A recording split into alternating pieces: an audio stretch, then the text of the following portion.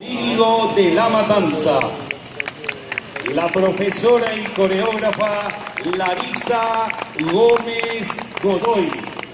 El cuerpo de danza Panambí fue creado por el Centro Cultural y Social Paraguayo Silvio Morínigo el 13 de septiembre de 1992.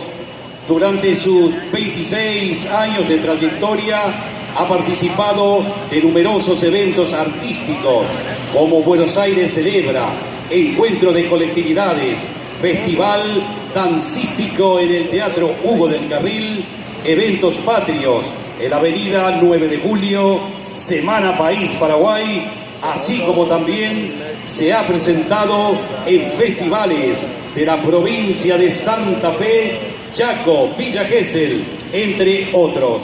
Cuenta con 37 menciones de distintas índoles y continúa como grupo folclórico activo, promoviendo la danza paraguaya en los distintos lugares de la República Argentina. El Centro Cultural y Social Paraguayo Silvio Morínigo de la Matanza está ubicado en San Justo, barrio Los Manzanares. Señoras y señores, con ustedes, la danza paraguaya.